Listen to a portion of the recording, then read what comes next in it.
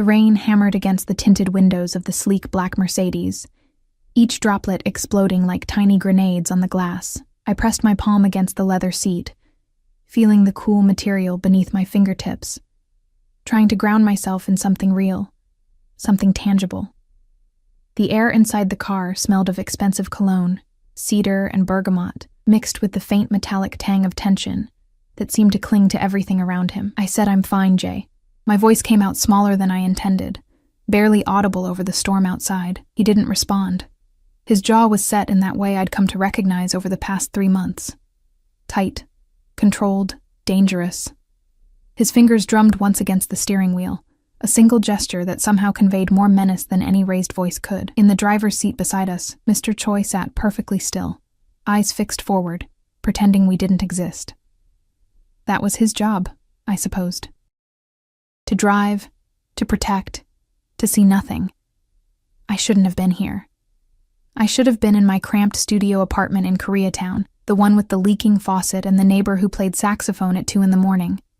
I should have been curled up with instant ramen and a book, living my invisible little life as a waitress at Pearl Garden, serving dim sum to families who never really saw me. But 6 weeks ago, I'd spilled jasmine tea on a man's custom Italian suit. 6 weeks ago, my entire world had tilted on its axis. I could still remember the weight of that porcelain teapot in my trembling hands, still feel the horror as the scalding liquid arced through the air in terrible slow motion. The restaurant had gone silent. Every server, every customer, every person in that space had frozen, watching the dark stain spread across pristine white fabric. I'd expected rage. I'd expected to be fired, maybe sued. What I hadn't expected was for the man to stand, to turn, and for his eyes, dark, endless, absolutely devoid of anger, to meet mine with an intensity that made my knees weak. "What's your name?" he'd asked, his accent thick, his voice like smoke. Sarah Chen." I'd barely managed to stammer it out. He'd studied me for a long moment, his head tilting slightly, as if I were a puzzle he was trying to solve. Then, without another word, he'd left a stack of bills on the table, far more than the cost of his meal or his ruined suit, and walked out, flanked by 2 men in dark suits who'd been sitting at adjacent tables. Men I hadn't noticed until they moved. I should have forgotten about it. Should have counted my blessings that I'd kept my job and moved on with my life. But the next night, he'd come back, and the night after that. Always the same table in the corner, always surrounded by that invisible barrier of danger that kept other patrons instinctively away. He never ordered much, tea mostly. Sometimes a simple dish he'd barely touch. But he'd watch me throughout my entire shift, his gaze following me like a physical touch across my skin. My manager, Mrs. Wong, had pulled me aside after the first week. "Be careful with that one," she'd whispered, her weathered face creased with concern. "That's Park Jae-sung. You understand what that means?" I hadn't. Not really. Not until she'd explained in hushed, frightened tones about the Park family, about their empire that stretched from Seoul to Los Angeles, about the businesses they controlled and the people who disappeared when they didn't pay their debts, about how the police looked the other way and politicians took their calls at midnight. I should have been terrified, should have requested different shifts, different sections, anything to avoid him. Instead, I'd found myself smoothing my hair before approaching his table, my heart racing every time those dark eyes locked onto mine. "You work too hard," he'd said one night, 3 weeks into his nightly visits. It was the first time he'd spoken to me beyond ordering tea. "I have bills to pay." I'd tried to keep my voice steady, professional. Everyone has bills. Not everyone works themselves to exhaustion. His fingers had wrapped around the delicate teacup, and I'd found myself staring at his hands, strong, elegant, with a thin white scar across his knuckles. "When does your shift end?" "Mr. Park, Jay." The correction was soft but absolute. "My name is Jay." That had been the beginning. Or maybe the beginning was when I spilled the tea. Or maybe it was something older, something written in stars or fate or whatever forces conspired to throw a nobody like me into the orbit of a man like him. Now sitting in his car, his fortress on wheels, I could feel that same inexplicable pull, even as my rational mind screamed at me to run. You don't understand the danger you're in. Jay's voice cut through my thoughts, sharp and cold. Do you think this is a game, Sarah? Do you think I keep you close for entertainment?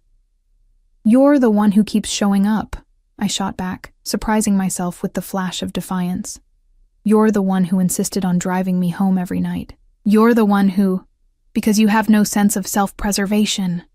The words exploded from him, and suddenly his hand was gripping the back of my seat. His body twisted toward me, Mr. Choi's shoulders tensed. But he didn't turn around.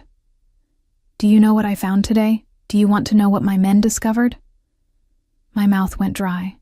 What are you talking about? Your ex-boyfriend. Jay's eyes bored into mine.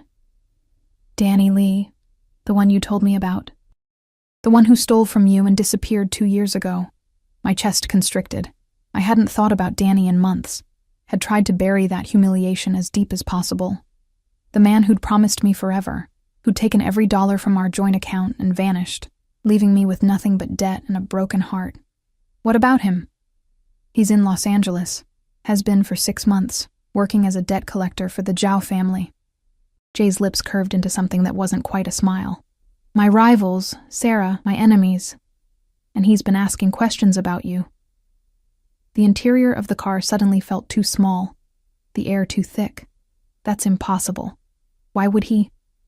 Because he knows you're with me now, because word travels in our world, and you've been seen at my side, because the Zhao family would love nothing more than to find a weakness in my armor. His hand moved from the seat to my chin, tilting my face up to meet his gaze. His touch was gentle, almost tender, which somehow made it more terrifying. And you, my stubborn little waitress, are very much a weakness. Outside, the rain intensified, creating a cocoon of sound around us. Somewhere in the distance, a car alarm wailed. I didn't ask for this, I whispered. No, you didn't. For a moment, something almost like regret flickered across his features. But here we are. And I will not let them touch you. Do you understand? I will burn this entire city down before I let anyone hurt you. The intensity in his voice should have frightened me. Instead, it sent a strange warmth through my chest, a feeling I didn't want to examine too closely. So what now? I asked. You keep me locked in your car forever? Now, I take you somewhere safe. Somewhere they can't reach you. He released my chin and turned back to face forward. Mr. Choi, take us to the penthouse. No. The word came out before I could stop it. Jay's head turned slowly, and even Mr. Choi's eyes flicked to the rearview mirror. Excuse me? I said no. I'm not going to your penthouse. I'm not going into hiding like some damsel in a tower. I have a job, a life. You have a death wish. His voice was dangerously quiet. That's what you have. Maybe I do. Maybe that's my choice to make. The silence that followed was suffocating. I could see the muscle ticking in his jaw, could feel the anger radiating off him in waves. For a moment, I thought he might actually yell, might lose that iron control he wore like armor. Instead, he laughed. It was a dark, bitter sound. Your choice. You think you have choices anymore? Everyone has choices. Not when you're mine, they don't. The possessiveness in those words should have sent me running, should have triggered every self-preservation instinct I had left, but there was something else underneath the threat. Something raw and almost desperate that I couldn't quite name. I'm not a possession, I said quietly. No, you're not. He turned to face me fully, and in the dim light of the car, his features looked almost vulnerable. You're so much worse than that. You're the thing I can't afford to lose and can't seem to let go of. Do you understand what that makes you? Do you understand the target that puts on your back? Before I could respond, his phone buzzed. Then again, and again. A rapid series of vibrations that made Mr. Choi straighten in his seat. Jay pulled the phone from his pocket, his expression darkening as he read the screen. Fuck. Sir? Mr. Choi's voice held a note of urgency I'd never heard before. They know where we are. The Zhao family. They have people watching.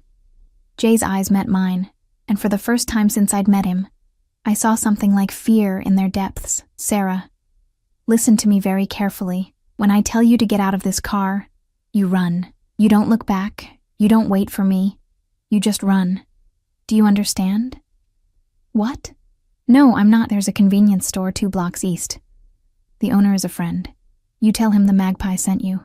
He'll keep you safe until I can— Jay? What's happening, Sarah? He grabbed my shoulders, his grip almost painful. Promise me. Promise me you'll run. The fear in his eyes terrified me more than anything else could have. I promise. He held my gaze for one more heartbeat, and in that moment, I saw everything he wasn't saying. The regret, the longing, the terrible truth that neither of us wanted to acknowledge. Then his expression hardened, and he was all business again. Mr. Choi. When I give the signal, he never finished the sentence. The first gunshot shattered the rear window, sending glass exploding into the car like deadly rain. I screamed, throwing my arms over my head as Jay's body covered mine, pushing me down into the seat. More shots followed, a rapid staccato that punched through metal and leather. Get out of the car! Jay's voice was a roar in my ear. Sarah, get out of the car now! I can't leave you! Go! His hand found the door handle, shoving it open. Rain and gunfire and chaos rushed in. Mr. Choi was returning fire through his shattered window, his movements precise and mechanical. And Jay was pushing me, forcing me out into the storm, his body still shielding mine. My feet hit the wet pavement, thunder cracked overhead, or maybe it was more gunfire, I couldn't tell anymore. Everything was noise and terror and the feeling of Jay's hand releasing mine. Run, he commanded, and something in his voice broke through my paralysis. I ran. Behind me I heard more shots, heard shouting in Korean, heard the squeal of tires and the crunch of metal, but I didn't look back. I couldn't. My feet pounded against the sidewalk, my breath coming in ragged gasps, my clothes already soaked through from the rain. And then, cutting through the cacophony of the storm, I heard them. Sirens, police sirens growing closer, their wailing cry filling the street like the voice of judgment itself. I stumbled, catching myself against a brick wall, my legs shaking so badly I could barely stand. Part of me wanted to run back, to find Jay, to make sure he was alive, but his command echoed in my mind. Don't look back. So I didn't. I pushed away from the wall and kept running, the sirens growing louder behind me, my heart hammering against my ribs like a trapped bird. 2 blocks east, he'd said. A convenience store. The Magpie. I just had to make it 2 blocks. Through the rain, and the fear, and the terrible certainty that nothing would ever be the same again, I ran toward the only sanctuary I had left. The convenience store's neon sign flickered weakly through the rain, a beacon in red and blue that spelled out Kim's 24/7 in both English and Korean characters. My lungs burned as I burst through the door, a small bell chiming cheerfully, absurdly normal against the chaos I'd just escaped. Water dripped from my hair, my clothes, pooling on the worn linoleum floor beneath my feet. An elderly Korean man looked up from behind the counter, his weathered face creasing with concern as he took in my appearance. Drenched, shaking, probably wild-eyed with terror. He said something in Korean, rapid and questioning, but I could barely hear him over the blood rushing in my ears. The Magpie, I gasped out, my voice hoarse. The Magpie sent me. His expression shifted instantly from concern to understanding, then to something harder. He moved with surprising speed for his age, coming around the counter and flipping the door sign to closed. The lock clicked with a finality that made my knees weak. Come, he said in accented English, gesturing toward a back door I hadn't noticed. Quickly now. I followed him through a cramped storage room that smelled of instant noodles and cleaning supplies, then up a narrow staircase that creaked with each step. My legs felt like lead, the adrenaline that had carried me here beginning to ebb, leaving behind a trembling exhaustion that threatened to pull me under. The old man, Mr. Kim, I assumed, led me into a small apartment above the store. It was tidy, sparse, with furniture that had seen better decades and photographs on every available surface. Family, I guessed. Weddings, graduations, babies. Normal life, frozen in frames. Sit, he commanded, pointing to a worn sofa covered in a crocheted blanket. You are bleeding. I looked down at my hands, surprised to see blood mixed with the rainwater. Small cuts from the shattered glass, nothing serious, but they stung now that I noticed them. I'm fine. I need to know if he's okay. Park Jae-sung. Is there a way to... You do nothing. Mr. Kim's voice was firm as he disappeared into what I assumed was a bathroom. The magpie knows what he is doing. He has survived worse than this. Had he? The memory of those gunshots, the way Jay had covered my body with his own, the sound of metal tearing through metal. It all played on repeat in my mind. What if he was hurt? What if he was... No. I couldn't think like that. Mr. Kim returned with a first aid kit that had seen considerable use. He sat beside me, taking my hands in his surprisingly gentle grip, and began cleaning the cuts with antiseptic that burned. I welcomed the pain. It gave me something to focus on besides the sirens that I could still hear in the distance, growing fainter now but no less ominous. How long have you known him? I asked, needing to fill the silence with something other than my racing thoughts. Long time. Very long time. Mr. Kim's hands worked efficiently, applying small bandages to the deeper cuts. I knew his father before him, good man, Jae-sung's father. Hard man, but good. Understood loyalty, honor. The son, he is same but different. More dangerous, maybe. More... He paused, searching for the word. More feeling. This can be weakness in his world. What happened to his father? Mr. Kim's hands stilled for a moment. Same thing that happens to all men in this life eventually. He made enemies. He trusted wrong person. He died. He resumed his work, his voice dropping lower. Jae-sung was 17, just boy. But he had to become man very fast. Very hard, had to prove he was strong enough, ruthless enough to lead. Many people died that year. A chill ran through me that had nothing to do with my wet clothes. And you? Why do you help him? Because 20 years ago my daughter married wrong man. Bad man who hurt her, who made her afraid to leave. I am just old shopkeeper. What could I do? His eyes met mine, and I saw old pain there, old rage. But Jae-sung's father, he heard about this. And one day, the bad man disappeared. My daughter, she could start new life. Some debts, they cannot be repaid with money. He finished bandaging my hands and stood, moving to a small kitchen area where he began heating water for tea. I watched him, trying to process everything. The violence, the fear, the strange code of honor that seemed to govern Jay's world. A world where people disappeared, where loyalty was currency, where a spilled teapot could change everything. You love him, Mr. Kim said. Not a question, but a statement. I barely know him. That is not what I asked. I didn't have an answer for that. How could I love someone who terrified me? Someone whose very presence in my life had painted a target on my back. Someone who commanded fear and loyalty in equal measure, who could order deaths with a phone call, who lived in shadows and violence. But I remembered the way he'd looked at me in the car, the desperation in his voice when he told me to run, the way he came back to that restaurant night after night, as if I were a puzzle he needed to solve, the gentle way he'd touched my chin, even as he spoke of burning cities. It doesn't matter what I feel, I said finally. This isn't a fairy tale. Men like him don't end up with women like me. Mr. Kim made a sound that might have been agreement or disagreement. I couldn't tell. The kettle began to whistle and he poured hot water over tea leaves, the familiar ritual somehow soothing.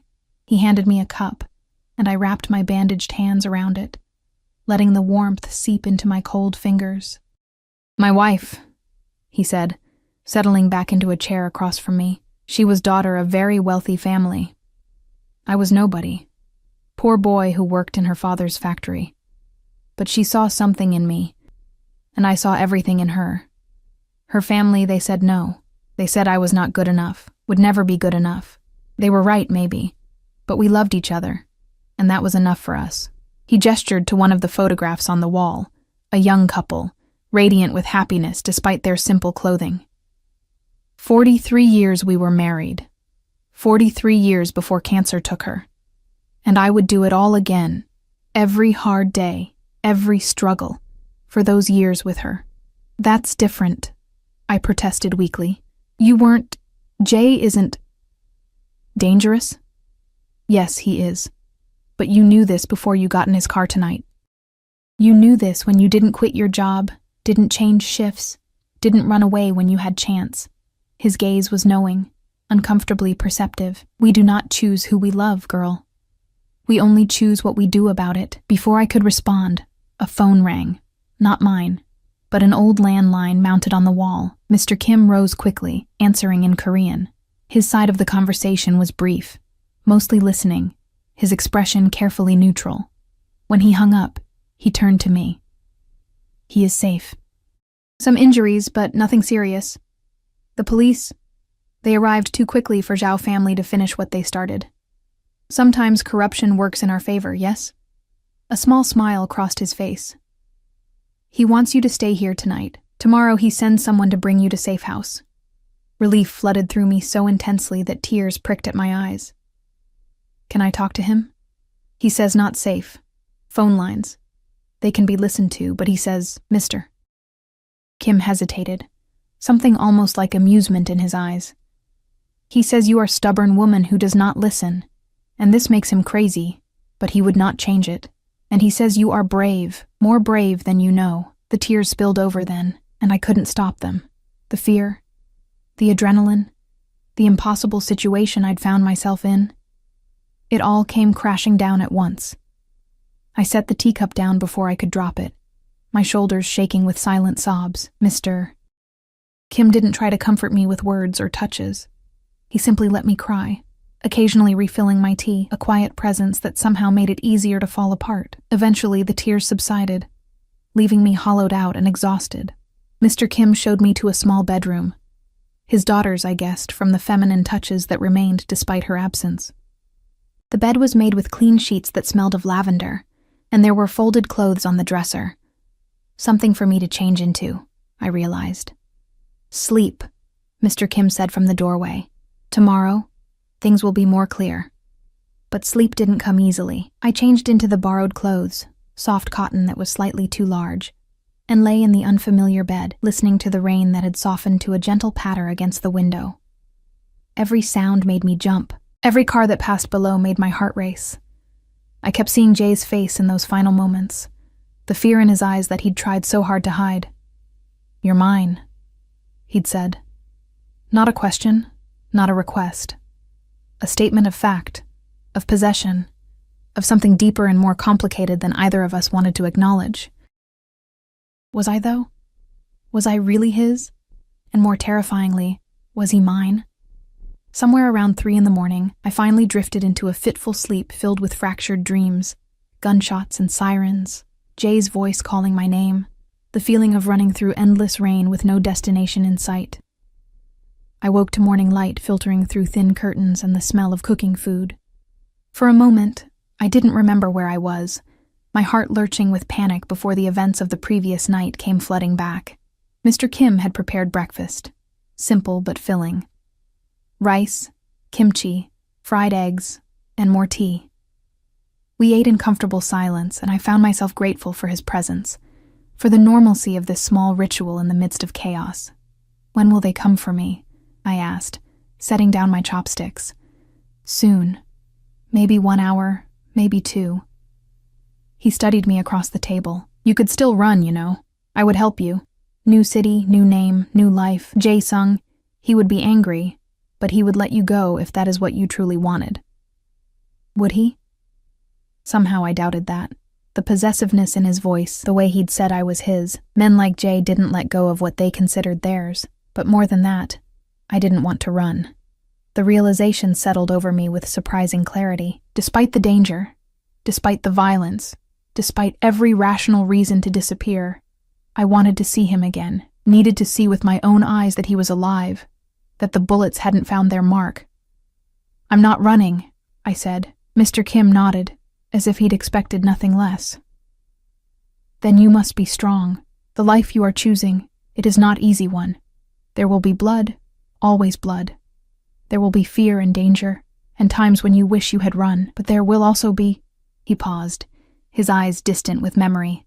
There will be moments of such love, such fierce devotion, that it makes all the rest bearable. This is what you must decide. Is he worth it? Before I could answer, there was a knock at the door downstairs. 3 sharp raps, then 2 softer ones, Some kind of code, I realized. Mr. Kim rose, gesturing for me to stay put. I heard him descend the stairs, heard the murmur of voices, male, speaking Korean, respectful but urgent. Then footsteps on the stairs, more than one person.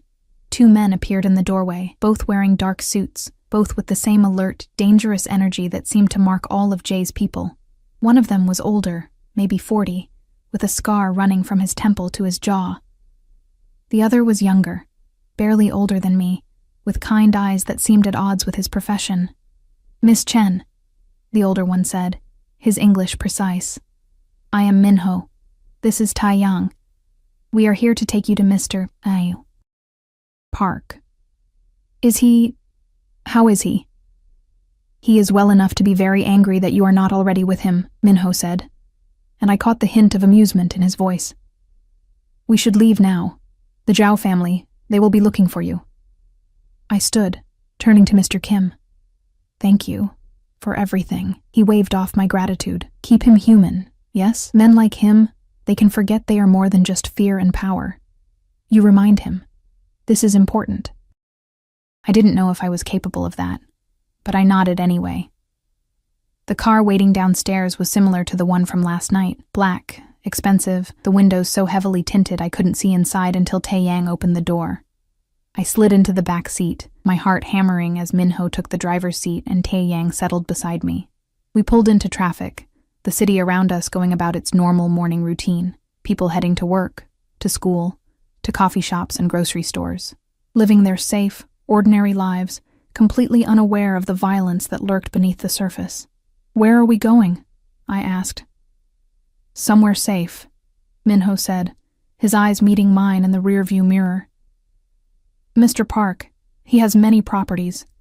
This one even the Zhao family does not know about. You will be protected there." "And then what?" Neither of them answered, and I realized they probably didn't know. Or if they did, they weren't authorized to tell me. I was cargo being delivered, a precious thing to be kept safe, but not necessarily informed. The drive took nearly an hour, taking us out of the city proper, and into the hills where houses became estates, and privacy was measured in acres rather than feet. We turned onto a long private road, trees thick on either side, then through gates that opened automatically as we approached. The house that appeared at the end of the drive was beautiful. Modern architecture that seemed to grow out of the landscape, all glass and clean lines and careful elegance. Nothing like the dark, fortress-like building I'd imagined, but it was the figure standing on the front steps that made my breath catch. Jay. He was alive, whole, watching our approach with an intensity I could feel even through the tinted windows. His left arm was in a sling, and there was a bandage visible at his temple. But he was standing, solid and real, and here. The car had barely stopped before I was out, my feet hitting the gravel drive, my body moving toward him without conscious thought. Sarah. My name on his lips sounded like a prayer and a curse all at once. And then I was in front of him, my hands reaching up to touch his face, to confirm he was real, that the bullets hadn't taken him from me before I'd even had the chance to understand what he meant to me. "You're hurt," I whispered, my fingers carefully avoiding the bandage. "I've had worse." His good hand came up to cover mine, pressing my palm against his cheek. "You ran. You didn't look back. You followed my instructions. Did you think I wouldn't?" "Yes." The admission was raw, honest. "You are so stubborn, so determined to fight me on everything I thought." He stopped, his jaw tightening. "When I heard the sirens, when I couldn't follow you, couldn't protect you, Mr. Kim took care of me, I know. I would trust him with my life. I trust him with yours, which is worth infinitely more." His hand slid from mine to cup my face, his thumb tracing my cheekbone. "Sarah, what you saw last night, what happened, that is my world. That is what being near me means. Blood and bullets and always looking over your shoulder. If you want to leave, if you want Mr. Kim to help you disappear, I will not stop you. It will destroy me, but I will let you go." I should have said yes, should have taken the escape he was offering. But standing there in the morning light, his hand warm against my face, his eyes holding mine with an intensity that made my knees weak, I knew my answer. I'm not going anywhere. Something fierce and possessive flashed in his eyes. You understand what you are saying? What you are choosing? I understand that you covered my body with yours when the bullets came. I understand that you made sure I had a safe place to run to. I understand that I hesitated, then decided honesty was all I had left to give. I understand that I should be terrified of you. But instead, I'm only terrified of losing you. For a long moment, he simply stared at me, and I could see the war raging behind his eyes. The desire to keep me, to claim me, fighting against the knowledge of what that would cost us both. Then he pulled me against him, his good arm wrapping around me with a strength that spoke of desperation and relief, and something dangerously close to love. Then you are mine, he breathed against my hair, and God help anyone who tries to take you from me. Standing there in his arms, surrounded by the walls and guards that would become my new prison, I realized I had made my choice. Now, I just had to survive it. The house was even more stunning inside than out. All open spaces and natural light, with art on the walls that probably cost more than I'd earn in a lifetime. But it was the view that stole my breath. Floor-to-ceiling windows overlooked the city sprawling below, a glittering expanse that looked almost peaceful from this height, hiding all its violence and secrets. You'll stay in the east wing, Jay said, his hand resting at the small of my back as he guided me through the space. Despite his injury, he moved with that same fluid grace, though I noticed the slight tension around his eyes that spoke of pain he was trying to hide. Your room has its own bathroom, sitting area. Anything you need, just ask. Minho will assign someone to... Assign someone? I stopped walking, turning to face him. Like a guard? Like protection. His expression was carefully neutral. The Zhao family knows about you now, Sarah. They will be looking for opportunities. So I'm a prisoner here. You are safe here. The distinction seemed important to him. There is a difference. Is there? I pulled away from his touch, wrapping my arms around myself, the borrowed clothes from Mr. Kim's daughter hung loose on my frame, making me feel even smaller, more vulnerable. Because it sounds like I'm trading one kind of cage for another. Something dangerous flickered in his eyes. You think I am caging you? I am protecting you. There is a difference, even if you are too stubborn to see it. Protecting me from a danger that exists because of you. The words hung between us, harsh and true. I watched his jaw tighten, watched him struggle with his temper, that iron control wavering for just a moment before he locked it back down. Yes, he said finally, his voice low. A danger that exists because I was selfish enough to want you, arrogant enough to think I could keep you without consequences. You are right to blame me, but blaming me does not change our reality. You are a target now, whether you stay here or run. At least here, I can protect you. The defeat in his voice caught me off guard. I'd expected anger, expected him to assert his dominance, to remind me that I'd chosen this. Instead, he looked almost broken, his good hand running through his hair in a gesture of frustration. I didn't mean... I started, but he cut me off. You should rest. It has been a long night. We will talk more later, when you have had time to think clearly. He turned to leave, and panic suddenly gripped my chest. Jay, wait. I caught his arm, feeling the tension in his muscles beneath my fingers. I'm sorry. I'm just scared and confused, and I don't know how to do this. How to be what you need me to be. He turned back, his free hand coming up to cradle my face with a gentleness that seemed at odds with everything I knew about him. I do not need you to be anything other than what you are. That stubborn, brave woman who spilled tea on me and changed my entire world. That is all I have ever wanted. Even if that woman questions everything, fights you on every decision, especially then. His thumb traced my lower lip, and I felt the touch like electricity through my entire body. I have spent my entire life surrounded by people who only say yes, who only obey. You look at me and see a man, not a king. You defy me, and it makes me... He paused, searching for words. It makes me feel alive in a way I had forgotten was possible. Before I could respond, his phone buzzed. Then again, he pulled it out with a sigh. his expression darkening as he read the screen. I have to go. There are things I must handle, people I must speak with. His eyes met mine, holding a warning. Stay inside. Do not go near the windows on the south side. The tree line there is too close, provides too much cover for snipers. Minho will be here, and Tae Yang. They are good men, loyal. You can trust them. How long will you be gone? A few hours, maybe longer. He pressed a kiss to my forehead, lingering for a moment. Try to rest, Sarah. You are safe here. I promise you that. Then he was gone, leaving me standing in this beautiful prison, wondering how my life had spiraled so completely out of control in just a matter of weeks. Minho appeared shortly after, his expression carefully professional. Miss Chen, let me show you to your room. Cook is preparing lunch. Do you have any preferences? I'm not hungry.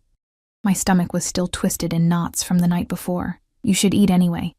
Keep your strength up. There was no judgment in his voice, just practical concern. This life, it requires much energy. He led me through corridors that all looked the same, expensive and sterile, until we reached a door at the end of the east wing. The room beyond was larger than my entire apartment had been, decorated in soft grays and whites, with that same massive window overlooking the city. There are clothes in the closet, Minho said. Mr. Park had them brought this morning. If the sizes are wrong, let us know, and we will have others sent. I opened the closet to find it full. Dresses, jeans, sweaters, everything I could possibly need, all in what looked like my exact size. How did he... Mr. Park is very thorough. Something that might have been amusement crossed Minho's scarred face. He had someone visit your apartment last night. Retrieve some of your things for reference. Your personal items will be brought over this afternoon. My apartment. I'd completely forgotten about it, about my job at Pearl Garden, about my life that must be continuing without me. I need to call my work. Tell them I won't be in for my shift. Already handled. You have taken emergency leave. Family situation. They understand. Of course they did. Because Jay had made them understand. Because in his world, things simply happened when he willed them to happen. Is there anything else you require? Minho asked. My freedom, I said, then immediately regretted the bitterness in my voice. I'm sorry. You're just doing your job. Thank you, Minho. He nodded and left, closing the door softly behind him. Alone finally, I sank onto the edge of the bed, ridiculously soft, probably cost more than a car, and let the reality of my situation wash over me. I was in a mansion in the hills, protected by armed guards, kept safe from enemies I'd never known existed until yesterday. The man I'd developed feelings for, the man who'd covered my body with his own when bullets flew, was a crime lord, someone who made people disappear, who lived in a world of violence and blood, and I'd chosen to stay. The absurdity of it would have made me laugh if I wasn't so close to crying. Eventually, I forced myself to shower, to change into clothes that fit perfectly because, of course, they did. The bathroom was all marble and expensive fixtures, with products I'd only ever seen in magazines. I caught sight of myself in the mirror. Small cuts on my hands bandaged, dark circles under my eyes, my hair still damp and wild. I looked haunted. I looked like someone who'd had their world turned upside down. I looked like I belonged to Park Jae-sung. Lunch was brought to my room by a young woman who introduced herself as Soo Jin. She was sweet, maybe 20, with a gentle smile that seemed genuine. The food was elaborate, far more than I could eat, but I forced myself to try, remembering Minho's words about keeping my strength up. How long have you worked here? I asked as Soo Jin arranged the dishes. 3 years, miss. Mr. Park, he gave my family money for my brother's surgery. In return, I work for him. She met my eyes, her expression earnest. He is good man, miss. Hard, yes, but good. Fair. He takes care of people who are loyal to him. And people who aren't loyal? Something flickered across her face. Fear, maybe, or memory. Those people. They make their own choices, choose their own fate. After she left, I tried to rest, but sleep wouldn't come. My mind kept replaying the previous night. The gunshots, the sirens, Jay's voice commanding me to run. The way he'd looked at me this morning. Like I was something precious and breakable that he was terrified of losing. Hours passed. The sun began its descent toward the horizon, painting the sky in shades of orange and pink, beautiful and violent, like everything else in this new world. I heard a commotion downstairs, voices raised in Korean, urgent and angry, then Jay's voice, cutting through the rest like a blade. Even without understanding the words, I could hear the authority, the danger. Unable to help myself, I slipped out of my room and moved quietly toward the stairs. The house was built in a way that sounds carried, and I could hear the conversation more clearly now, though it was still in Korean. But the tone was unmistakable, an argument, with Jay clearly winning. "Sarah." Tae-young's voice made me jump. He'd appeared silently at my elbow, his kind eyes holding a warning. "You should not be here. What's happening? Is everything okay?" "Business." "Nothing for you to worry about," but his expression said otherwise. "Come, I will take you back to your room." "I'm not a child to be sent to my room, Tae-young." He had the grace to look uncomfortable. "No, miss. But Mr. Park, he would want you away from this. It is ugly business, not for..." "Not for what? Not for women? Not for outsiders?" I kept my voice low, aware that we could be overheard. "I'm already involved, whether any of you want to admit it or not. Those bullets last night were meant for Jay, but they could have just as easily hit me. I deserve to know what's happening." Tae-young studied me for a long moment, clearly torn between his orders and what he personally believed was right. Finally, he sighed. "Wait here. I will ask Mr. Park if he will see you." He descended the stairs, and I watched as he approached the group of men gathered in what looked like a study. Jay stood at the center, his injured arm still in its sling, but his posture radiating power nonetheless. He listened to whatever Tae-young said, his eyes immediately finding me where I stood at the top of the stairs. For a moment, I thought he would refuse, would have me dragged back to my room like the prisoner I was trying so hard not to be. But then he said something to the other men. A dismissal, I guessed, because they began filing out, though not without casting curious glances in my direction. When the room was empty except for him and Minho, Jay gestured for me to come down. I descended slowly, acutely aware of my borrowed clothes, my bandaged hands, the fact that I was completely out of my depth here. But I held my head high, refusing to let my uncertainty show. "You should be resting," Jay said when I reached him, though there was no real anger in his voice. "I can't rest while I don't know what's happening, while I'm being kept in the dark like some delicate flower that might wilt under harsh truths." Something that might have been respect flickered in his eyes. "You want harsh truths, Sarah? Very well. The Zhao family has put a price on your head. $5 million to anyone who can deliver you to them alive. Half that for information leading to your location. Every criminal, every desperate person in this city now has a reason to hunt you." The number stole my breath. 5 million. Why would I possibly be worth? "Because you are mine. Because taking you from me, hurting you, using you, it would be the ultimate humiliation. It would show that I am weak, that I cannot protect what belongs to me. In my world, perception is everything. Show weakness once, and enemies will swarm like sharks to blood. So what do we do? We?" He moved closer, his good hand reaching out to tuck a strand of hair behind my ear. "There is no we in this decision, Sarah. I have already decided what I will do. I will find everyone involved in last night's attack. I will make them pay in ways that will serve as a lesson to anyone else who thinks to target you. And then I will eliminate the Zhao family entirely. You're talking about killing people. I am talking about war." His voice was matter-of-fact, as if discussing something as mundane as the weather. "A war they started the moment they put a price on your head. This is who I am, Sarah. This is what I do. If you cannot accept that, I can accept it." The words came out stronger than I felt. "I don't have to like it, but I can accept it. What I can accept is being locked away, kept ignorant, treated like I'm made of glass." He studied me for a long moment, something shifting in his expression. "You are unlike anyone I have ever known. Is that a good thing? I do not know yet," but the corner of his mouth quirked up in what might have been the ghost of a smile. "Come. There is something I want to show you." He led me deeper into the house, past rooms I hadn't seen yet, until we reached a door that required both a key card and a fingerprint scanner. The level of security made my pulse quicken, wondering what could possibly need such protection. The room beyond was nothing like I'd expected. Instead of weapons or money or the dark criminal enterprise tools I'd imagined, it was an office, but one that felt lived in, personal. Books lined the walls, their spines worn from use. A desk sat near the window, covered in papers and photographs.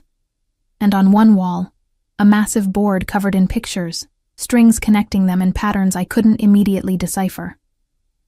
"This is where I work when I need to think," Jay said, watching my reaction carefully. "Where I plan, strategize. No one comes in here without my permission. Not even Minho." "Why are you showing me this?" "Because you asked not to be kept in the dark." He moved to the board, gesturing to the web of connections. "This is the Zhao family structure. Every member, every business they control, every alliance they have made. I have been building this for 3 years, waiting for the right moment to dismantle them." I moved closer, studying the faces. Some were old, weathered by time and violence. Others were young, barely more than teenagers. "These are all your enemies?" "Some. Others are simply caught in the middle, people who work for the Zhaos but have no real loyalty, who stay out of fear or necessity." His finger traced one of the strings. "These are the ones I can turn, given the right incentive. These are the ones who must be eliminated. And this one..." He tapped a photo of a man in his 50s, distinguished-looking with silver hair and cold eyes.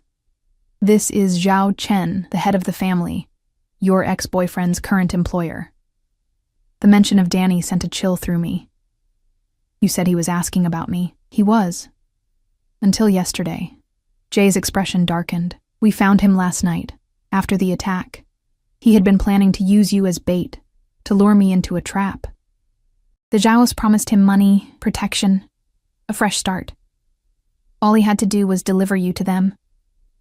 My legs suddenly felt weak, and I sank into the chair by the desk. "What did you do to him? What do you think I did?" There was no apology in his voice, no remorse. "He tried to hurt you. He would have succeeded, if not for my people watching him. Men who betray women, who use them as currency. They do not deserve mercy. I should have been horrified. Should have felt something for Danny, despite everything he'd done to me, but all I felt was a strange numbness, and maybe, buried deep, a terrible sense of relief. You killed him. I protected you." Jay knelt in front of me, his good hand taking both of mine. "Sarah, look at me. In my world, there are only 2 kinds of people, those who are protected and those who are prey. I will do whatever is necessary to ensure you are never prey again. If that makes me a monster in your eyes, then so be it, but I will not apologize for keeping you safe. I don't think you're a monster." The words came out as a whisper, but they were true. "I think you're dangerous and frightening and probably going to drive me insane. But I don't think you're a monster." Something in his expression softened. "Then what am I?" "Mine," I said, echoing his words from earlier. "If I'm yours, then you're mine too. That's how this works, isn't it?" His eyes widened slightly, surprise flickering across his features before being replaced by something fierce and possessive. "You have no idea what you are saying, what claiming me means. Then tell me. No more protection, no more keeping me in the dark. If I'm going to survive in your world, I need to understand it." For a long moment, he simply looked at me, and I could see the war raging behind his eyes, the desire to keep me innocent, fighting against the knowledge that innocence was a luxury I could no longer afford. Finally he stood, pulling me up with him. "Very well. But understand this, Sarah. Once you know these things, you cannot unknow them. Once you step fully into my world, there is no going back to who you were before. I think that ship sailed when bullets started flying." He almost smiled at that. Then he turned back to the board and began to explain. The Zhao family's operations, drug trafficking, money laundering, human smuggling, the territories they controlled, the politicians they owned, the businesses that served as fronts, his own family's empire, built over generations, and the uneasy truce that had existed between the Parks and the Zhaos for nearly a decade. "But truces built on fear and mutual benefit are fragile things," he said, "and when they learned I had taken an interest in you, they saw an opportunity, Show that I could be distracted, that I would choose a woman over business, make me look weak, and others would start to question my leadership. So this is about more than just me. Everything in my world is about more than it seems. He moved to the window, looking out at the darkening sky. But yes, you are the catalyst. The thing they think they can use against me. They do not understand that you are not my weakness. You are my reason to be more ruthless than I have ever been before. I joined him at the window, standing close enough that I could feel the heat radiating from his body. What happens now? Now, we wait. I have people working to locate the Zhao family's main operations. Once we know where they are, we move. Quickly, decisively, without mercy. He turned to face me fully, but it will be dangerous. There will be a period where things escalate, where they will make desperate moves. You must stay here, where you are protected. How long?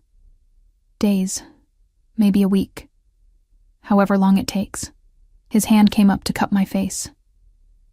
I know you hate feeling caged, but I need you to trust me in this.